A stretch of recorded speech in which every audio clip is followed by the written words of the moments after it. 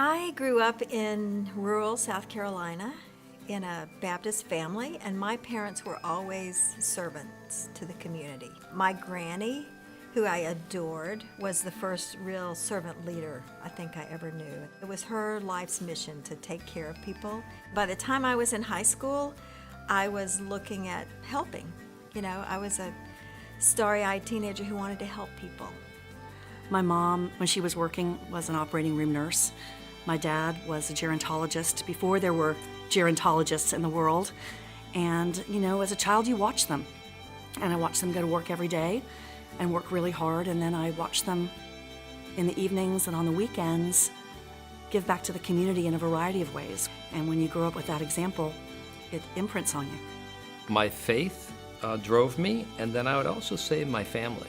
My wife's been very inspirational for me to work hard to give back, and my kids, my two kids, Jeffrey and Meredith, have been an inspiration to me to use what talents and skills I have to try to make a difference in the community. It was probably watching my parents, particularly my mother, who gave back in ways that I really didn't appreciate at the time. But as I look back over her life and think about things that she did, she was my example of giving back.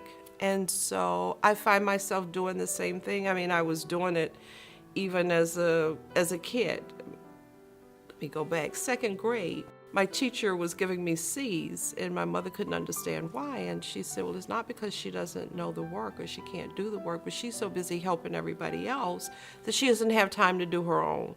I think it's really important to continually communicate how important everybody is and how unique everybody is. Our glory comes from being different than, not better than. I'm not better than you, you're not better than me, but we're different.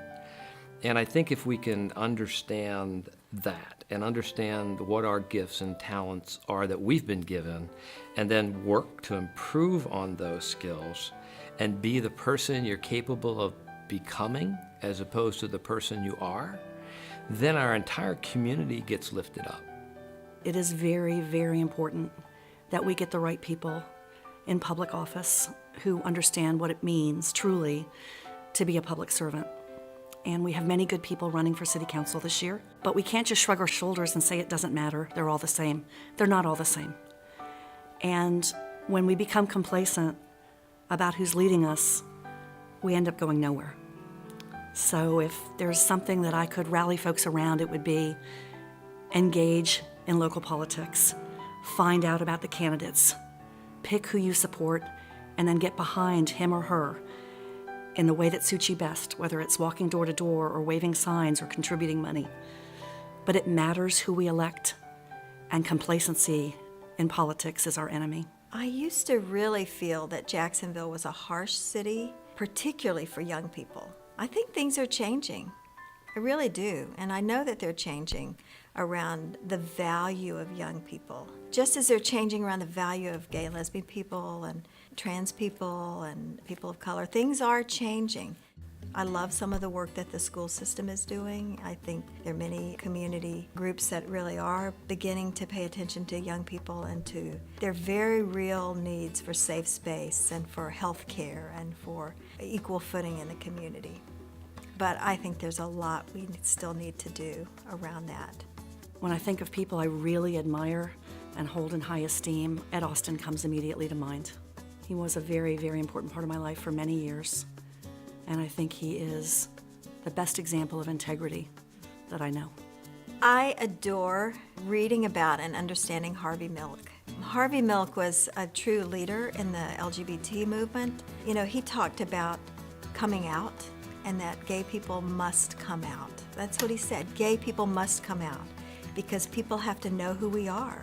I've learned from that that's really important for me to say I'm a lesbian mom, I'm a lesbian wife, and that's a part of who I am. It's important for people to know that. Otherwise, some of the folks I encounter through the day may think, I don't know any gay people, when actually they do. And the other thing Harvey Milk talks about is hope, that we have to give people hope. And from where I sit, working on issues of human difference and human rights, You know, it's important for people who feel like they don't have rights and they aren't acknowledged or they don't have equal place and equal footing in the community. It's important for them to have hope that we're getting there, that we are moving in that direction. My heroes and sheroes are the women and men and children who were involved in the civil rights movement.